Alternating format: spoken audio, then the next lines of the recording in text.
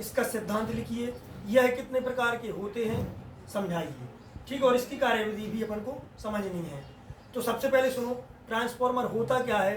Transformer एक ऐसा यंत्र होता है जो बिना आवृत्ति में परिवर्तन किए प्रत्यावर्ती वोल्टेज को या तो घटा देगा या फिर क्या कर देगा, बढ़ा देगा। आई बात समझ में। ठीक है, देखो कभी कभी क्या करते हैं, एक और क्वेश्चन है दिष्टकारी। दिष्टकारी किसे कहते हैं, तो दिष्टकारी एक ऐसा यंत्र होता है जो प्रत्यावर्ती वोल्टेज को या एसी वोल्टेज को डीसी में चेंज करता है। कौन, दिष्टकारी। दिष्टकारी एक ऐसी युक्ति होती है जो प्रत्यावर्ती वोल्टेज को डीसी वोल्टेज में परिवर्तित कर देती है या प्रत्यावर्ती धारा को डीसी धारा में परिवर्तित कर देती है। तो बच्चे, बहुत सारे बच्चे करते क्या है कि ट्रांसफार्मर में यही आंसर लिख के आते हैं कि ट्रांसफार्मर एक ऐसी युक्ति होती है जो एसी को डीसी में चेंज करती है, जबकि ये गलत है।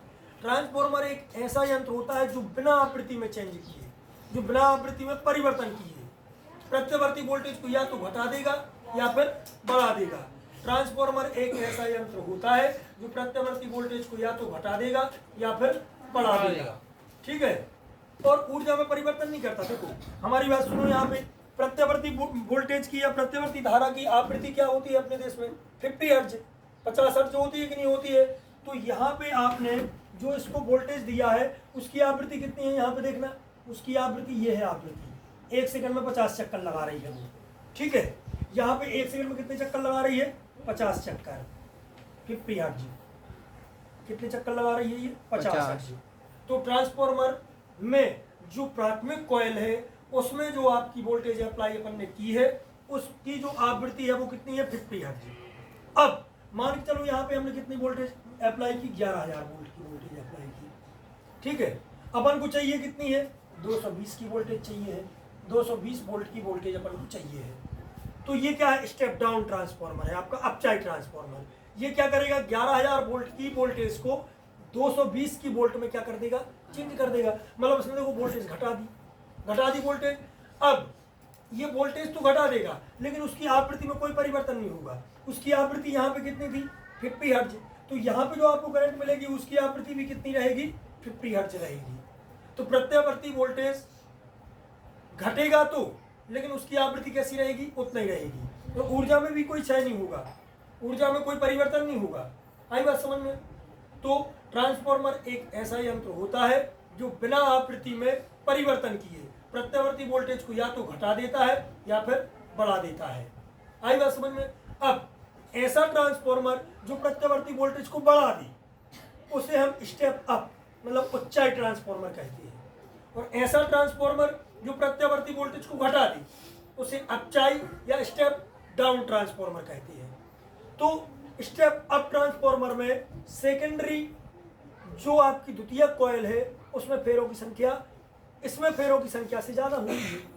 जो आपका अपचाई ट्रांसफार्मर है, अपचाई ट्रांसफार्मर मतलब स्टेप डाउन, उसमें प्राथमिक कॉइल में फेरों की संख्या ज़्यादा रहेगी, द्वितीय कुंडली में फेरों की संख्या कम रहेगी। तो वो अपचाई ट्रांसफार्मर है। और उच्चाई ट्रांसफार्मर क्या करता है, वोल्टेज को बढ़ा देता। तो उच्चाई ट्रांसफार्मर में होता क्या है कि जो फेरों की संख्या है इसमें प्राथमिक कॉइल में, उसमें फेरों की संख्या कम रहेगी और इसमें फेरों की संख्या ज़्यादा रहेगी। इसमें फेरों की संख्या ज़्यादा होगी तो वोल्टेज को बढ़ा देगा, इसमें फेरों की संख्या कम होगी तो वोल्टेज को कम कर देगा। ठीक है, आई बात समझ में, इतना बन जाएगा। अब आई बात इसके सिद्धांत की। सिद्धांत क्या होता है, हमने क्या पढ़ा था, सबसे पहले हमने पढ़ी थी विद्युत चुम्बकीय प्रेरण की क्रिया। तो विद्युत चुम्बकीय प्रेरण की क्रिया क्या थी, जब चुम्बक और कुंडली के बीच में आपेक्षिक गति कराई जाती है तो चुम्बक के चुम्बकीय फ्लक्स में क्या होता है, परिवर्तन होता है। मतलब मैंने क्या बताया था, विद्युत चुम्बकीय प्रेरण। विद्युत चुम्बकीय प्रेरण क्या था, एक चुम्बक रखी है और एक हमने यहाँ पे क्या रख दी, कुंडली रख दी। एक हमने ये क्या रख दी, यहाँ पे कुंडली, ये आपकी कुंडली रखी है। ठीक है, ये यहाँ पे 2 वायर निकले हैं, यहाँ पे मैंने आधे वाट का एक एलईडी लगा दी, आधे वाट की एलईडी लगा दी। अब मैंने चुम्बक को पकड़ा, ऊपर ले गया नीचे लाया, ऊपर ले गया नीचे लाया, तो ये कौन सी गति हो गई, आपेक्षिक गति हो गई। जब कुंडली और चुम्बक के बीच आपेक्षिक गति कराई जाती है तो चुम्बक है तो चुम्बकीय बल रेखाएं बनेगी। ये क्या है, काल्पनिक चुम्बकीय बल रेखा है। और इन्हें हम क्या बोलते हैं, चुम्बकीय बल रेखाओं को चुम्बकीय फ्लक्स बोलते हैं कि नहीं बोलते हैं। चुम्बकीय फ्लक्स होता क्या है किसी पृष्ठ से गुजरने वाली अभिलंबवत रेखाओं की संख्या को हम चुंबकीय फ्लक्स कहते हैं। तो जब चुंबक को आप ऊपर ले जाओगे तो चुंबकीय बल रेखा कमजोर होंगी, इससे लिंक, इससे देखो अभी ये चुंबकीय बल रेखा इससे लिंक है, देखो ये लिंक है लिंक। अब जैसे आप चुंबक को ऊपर ले जाओगे तो ये धीरे धीरे क्या हो जाएंगी, कमजोर होते होते टूट जाएंगी। फिर आप नीचे लाओगे तो धीरे धीरे वो इससे फिर जुड़ जाएंगी। फिर ऊपर ले जाओगे तो कमजोर होते होते टूट जाएंगी। फिर नीचे लाओगे तो फिर जुड़ जाएंगी। तो चुंबकीय फ्लक्स में इसके थ्रू क्या हुआ, परिवर्तन हुआ। इससे इस मतलब इसमें जो आपकी कुंडली है इसमें चुंबकीय फ्लक्स में क्या हुआ, परिवर्तन हुआ। अब कुंडली में चुंबकीय फ्लक्स में परिवर्तन होगा तो अपन ने क्या पढ़ा था कि उसमें विद्युत वाहक बल उत्पन्न हो जाएगा। विद्युत वाहक बल एक टाइप का क्या है, वोल्टेज है। तो इसमें क्या हो जाएगा, कुंडली में ईएमएफ मतलब इलेक्ट्रोमोटिव ईएमएफ, इलेक्ट्रोमोटिव फोर्स मतलब एक विद्युत वाहक बल इसमें क्या हो जाएगा, उत्पन्न हो जाएगा। अब इसमें विद्युत वाहक बल उत्पन्न होगा। हमने क्या बताया था कि जैसे आपका एक तालाब भरा है, उसमें पानी है, तालाब में पानी है और मैंने एक नहर खोल दी, तो पानी को जहाँ जगह मिलेगी वहाँ से वो बहेगा कि नहीं बहेगा। तो यहाँ पे वोल्टेज ड्रॉप हुआ मतलब वोल्टेज उत्पन्न हुआ, तो इसको माध्यम मिला, किसको, वोल्टेज को। तो उसने अपनी करंट, उसने अपनी धारा प्रवाहित करा दी। तो धारा प्रवाहित कराएगा तो ये बल्ब क्या हो जाएगा, आपका जल जाएगा। तो यहाँ से हम सिद्ध कर लेंगे। आप चाहो तो ये प्रैक्टिकल कर सकते हो, मैंने बताया भी था। आपको एक कॉइल बनानी है, आधी वाट का बल्ब जोड़ना है, ऊपर चुम्बक रखनी है, चुम्बक को ऊपर नीचे करना है। जितना ज़्यादा आप चुम्बक को ऊपर नीचे करोगे उतना तेज आपका बल्ब ये जलेगा। आई बात समझ में। और अपन ने फैराडे के नियम से भी ये पढ़ा है, क्या पढ़ा है कि जितना ज़्यादा आप चुंबकीय फ्लक्स में परिवर्तन करोगे उतना ही ज़्यादा उसमें विद्युत वाहक बल उत्पन्न होगा। आई बात समझ में। तो ये बात आपको समझ में आ गई। जब चुंबक और कुंडली के बीच में अपेक्षित गति कराई जाती है तो चुंबक के चुंबकीय फ्लक्स का कुंडली में क्या होता है, परिवर्तन होता है और उसमें एक विद्युत वाहक बल उत्पन्न हो जाता है और उसमें एक करंट फ्लो होने लगती है, जिसे हम विद्युत चुंबकीय प्रेरण की क्रिया कहते हैं। इसे इंग्लिश में इलेक्ट्रोमैग्नेटिक इंडक्शन भी बोलते हैं। ठीक है, इंडक्शन के बहुत सारे प्रोडक्ट अपन अपने घरेलू जीवन में उपयोग भी करते हैं, जैसे कि इंडक्शन चूल्हा है, इंडक्शन प्रेस है। ठीक है, इन सब चीज़ों का। अब आई बात क्या है कि ये चुंबकीय बल रेखा, तुमने चिंगम खाई, चिंगम अपन खाते हैं और उसको खींचते हैं तो वो क्या हो जाती है, खिंचती जाती है। और एक समय ऐसा आता है जब दूरी ज़्यादा बढ़ जाती है तो वो क्या हो जाती है, टूट जाती है। तो उसी टाइप से ये होती है। चुम्बक को आप ऊपर ले जाओगे तो वो खिंचती चली जाएंगी और एक समय ऐसा आएगा कि वो टूट जाएंगी। पास लाओगे तो वो जुड़ने लगेंगी और एक समय आएगा कि वो पूर्णतः जुड़ जाएंगी। तो चुंबकीय फ्लक्स में आपने परिवर्तन किया, चुंबकीय फ्लक्स में परिवर्तन करोगे तो इसमें एक विद्युत वाहक बल उत्पन्न हो जाएगा, जिसे हम क्या बोलते हैं, वोल्टेज। ठीक है, तो वोल्टेज उत्पन्न होगा तो यहाँ से एक करंट फ्लो होगी जिससे आपका बल्ब जल जाएगा। तो ये होती है विद्युत चुंबकीय प्रेरण की क्रिया। अब विद्युत चुंबकीय प्रेरण की क्रिया अपन ने कितनी पढ़ी थी, दो प्रकार की। एक पढ़ी थी अपन ने स्वप्रेरण की क्रिया और एक पढ़ी थी अपन ने अन्योन्य प्रेरण की क्रिया। एक पढ़ी थी अपन ने स्वप्रेरण की क्रिया। स्वप्रेरण की क्रिया में एक कॉइल होती है जिसमें अपन परिवर्ती धारा देते हैं और उसमें विद्युत वाहक बल उत्पन्न होता है और उसमें करंट फ्लो हो जाती है। और अन्योन्य प्रेरण की क्रिया में अपन ने क्या पढ़ा था, दो कॉइलें होती हैं।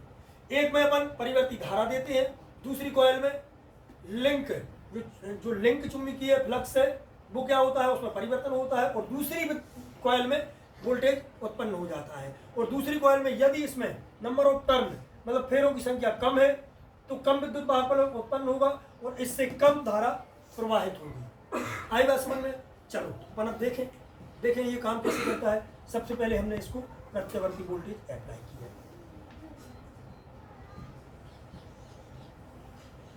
ये ठीक है, यहाँ पे जीरो रहता है, सबको पता है।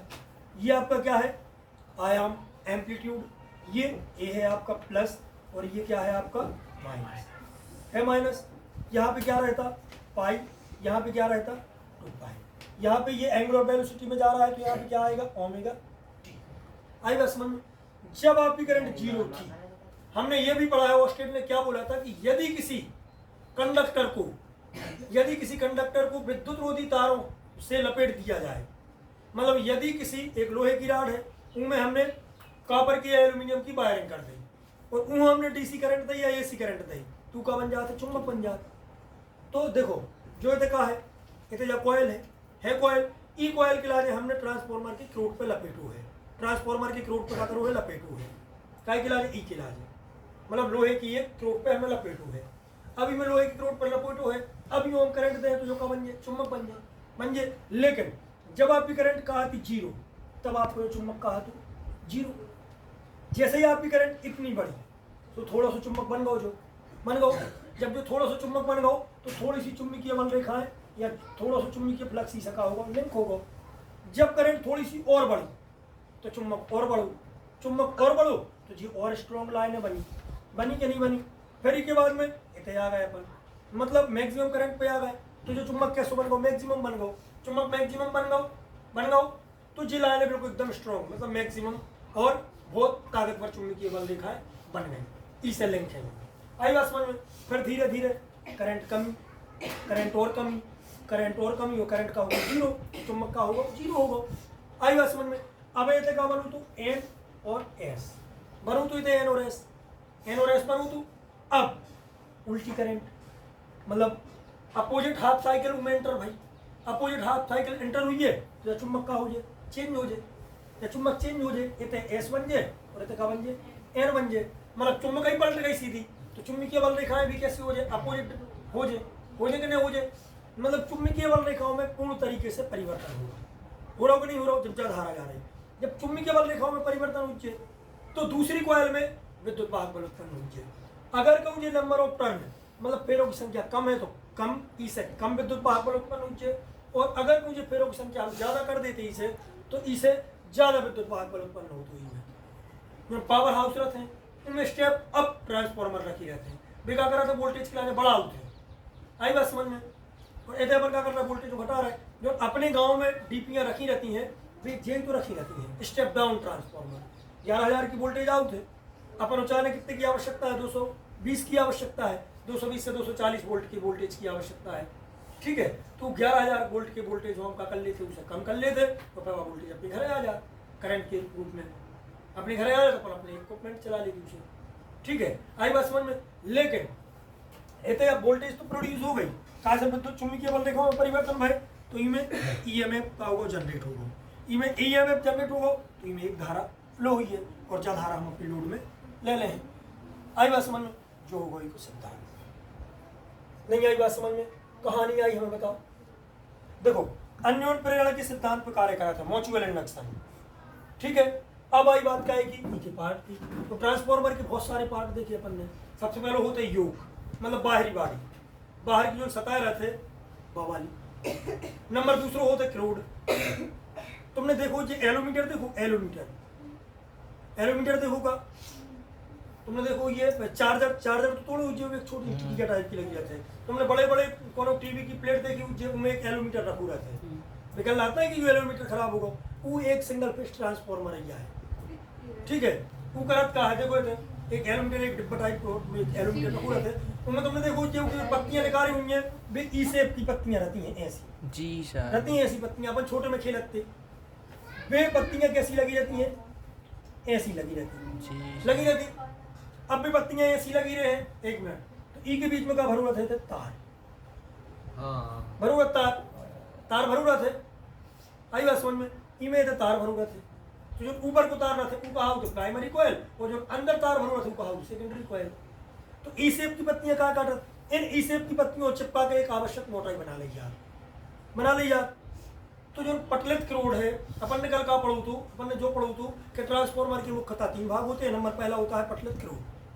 तो क्रोड को अपन क्या करते हैं, नर्म लोहे की पत्तियां काट लेते हैं और उनको एक दूसरे पर चिपकाकर हम एक आवश्यक मोटाई बना लेते हैं, और उस पर हम क्या डाल देते हैं, इंसुलेटर। मतलब जैसे पत्ती चिपकाई हमने, एक ई शेप की पत्ती ली, उसको हमने दूसरी ई शेप की पत्ती पर चिपकाया, उस पर हम चिपकाएंगे, पता है कहाँ से चिपकाएंगे, उस पर हम एक इंसुलेटेड मटेरियल डालेंगे, ठीक है, इंसुलेटेड मटेरियल, और उसकी हम क्या बना लेंगे, एक आवश्यक मोटाई बना लेंगे। अब अपन पत्तियां क्यों काटते हैं, डायरेक्ट क्यों नहीं ले लेते उसको कि लोहे का एक अपन ने वो किया और उसका लोहे का सीधा काट के लगा दिया, तो वो इसलिए नहीं अपन करते, अपन पटलेट इसलिए बनाते हैं ताकि इन पत्तियों के बीच में जो गैप रहता है, इसमें जो भंवर धाराएं बनती हैं, भंवर धाराएं तो जो पड़ी हैं अपन ने, क्या होती है भंवर धाराएं, उसके अंदर पानी में भंवर के समान बहुत सारी प्रेरित धाराएं क्या हो जाती हैं, उत्पन्न हो जाती हैं। क्योंकि देखना इसमें भी स्वप्रेरण की क्रिया होगी, इसमें स्वप्रेरण, क्योंकि इसमें भी चुंबक में परिवर्तन हो रहा है, बार बार चुंबक में परिवर्तन होगा तो इससे लिंक भी चुंबकीय फ्लक्स में परिवर्तन होगा, और इसमें एक बैक ईएमएफ, मतलब एक विपरीत विद्युत वाहक बल उत्पन्न होगा, और उस विपरीत विद्युत वाहक बल के कारण इसमें भी एक प्रेरित धारा क्या होगी, उत्पन्न होगी। लेंज के नियम में अपन ने पढ़ा है कि किसी कॉइल में उत्पन्न विद्युत धारा उसी धारा का विरोध करती है जिससे वह को स्वयं उत्पन्न हुई है। अपन ने पढ़ा है लेंज का नियम, तो यह धारा इसका विरोध करेगी, लेकिन ये इतनी स्ट्रॉन्ग नहीं है कि इसका विरोध करके ये बाहर निकल जाए, तो ये इसको धक्का देगी और यहीं पे ये करंट बनी रहेगी, तो इसमें भंवर धाराएं बन जाएंगी। तो इन भंवर धाराओं को कम करने के लिए हम क्या बनाते हैं, क्रोड को पटलित बनाते हैं। आई बात समझ में? बात समझ में आ गई?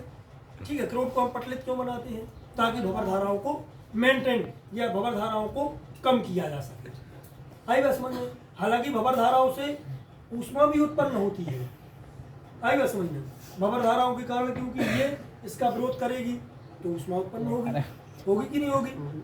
ठीक है, तो विद्युत ऊर्जा ऊष्मा ऊर्जा के रूप में बाहर निकलती है, कुछ ये लॉस है। ठीक है, अभी अपन पढ़ाएंगे कि ट्रांसफार्मर में हानियां होती कौन कौन सी हैं, और वो क्वेश्चन पेपर में आता भी है। आई बात समझ में? तो ये इतनी बात समझ में आ गई। अब अपन पढ़ रहे हैं कि भाग, तो भाग में सबसे पहले अपन ने क्या पढ़ा था, इसका पटलित क्रोड होता है। क्रोड को हम नर्म लोहे की पत्तियां काट के उस एक के ऊपर एक को चिपका के एक आवश्यक मोटाई बना लेते हैं, और उस पर हम विद्युत रोधी कॉपर को लपेट देते हैं, कॉपर के वायर को लपेट देते हैं। आगे बात समझ में? फिर उसके बाद में क्या होती है, नंबर दूसरा पार्ट होता है प्राथमिक कुंडली। प्राथमिक कुंडली भी कैसी होती है? प्राथमिक कुंडली कॉपर की या तांबे की विद्युत रोधी तारों से बनाई जाती है। प्राथमिक कुंडली आई बात समझ में? तांबे की विद्युत रोधी तारों से बनाई जाती है प्राथमिक कुंडली। प्राथमिक कुंडली से हम क्या देते हैं, इनपुट वोल्टेज देते हैं। नंबर तीसरा पार्ट क्या होता है, द्वितीय कुंडली। द्वितीय कुंडली भी कैसी बनती है, तांबे की विद्युत रोधी तारों से बनती है, लेकिन द्वितीय कुंडली क्या करती है, आउटपुट वोल्टेज को देती है। तो ये तीन पार्ट हो गए। अब और भी पार्ट होते हैं, जैसे योग है जो अपन को पढ़ना नहीं है। ठीक है, ले लगा दे। दूसरी क्या है अपनी, पहली है प्राथमिक कुंडली, दूसरी है द्वितीय कुंडली, और तीसरा अपना क्या होता है, पटलित क्रोड। ये तीन मुख्यतः भाग आपको पेपर में लिख के आने हैं। उसके बाद और भी पार्ट होते हैं, जैसे कि योग है, कंजर्वेटर है, ब्रीदर है। कंजर्वेटर का उपयोग हमने बताया था, डीपी के ऊपर जो ऊपर एक टंकी टाइप की लगी होती है उसे हम क्या बोलते हैं, कंजर्वेटर बोलते हैं। एक उसमें डिब्बा टाइप का लगा होता है, उसको हम क्या बोलते हैं, ब्रीदर बोलते हैं, जिसमें सिलिका भरी होती है, मतलब रेत भरी होती है, जो नमी को क्या करती है, ऑब्जर्व करती है। ठीक है, कंजर्वेटर क्या करता है, ट्रांसफार्मर में जो ऑयल भरा होता है उस ऑयल को, अब उसमें वो गर्म होगा क्योंकि चुम्बक बार बार बदल रही है, तो वो ट्रांसफार्मर की कॉइलें क्या होंगी, गर्म होंगी। तो ट्रांसफार्मर गर्म होगा तो उसमें जो हम तेल डालते हैं वो तेल क्या करता है, ट्रांसफार्मर को ठंडा रखने का काम करता है। लेकिन कभी कभी होता क्या है कि वो तेल भी इतना गर्म हो जाता है कि वो क्या करने लगता है, उबलने लगता है। उबलेगा तो वो उफान मारेगा तो ट्रांसफार्मर में जगह मान के चलो ना बचे, तो ट्रांसफार्मर क्या हो जाएगा, फट जाएगा। तो उसके लिए हम क्या लगा देते हैं, कंजर्वेटर लगा देते हैं। वो उफान मारेगा तो जो अतिरिक्त आयल होगा वो कंजर्वेटर में चला जाएगा। ठीक है, तो ये कंजर्वेटर है, ब्रीदर है और योक है। ये पार्ट आपको नहीं लिखने हैं, आपको मैंने तीन पार्ट लिखने हैं। पहले पटलित क्रोड, दूसरा प्राथमिक कुंडली और तीसरा द्वितीय कुंडली। ठीक है, तो ये आपका हो गया क्या, पार्ट। अब कार्यविधि हमने बताई है कि ये काम करता कैसे है, उसके सिद्धांत टाइप का लिख देना है।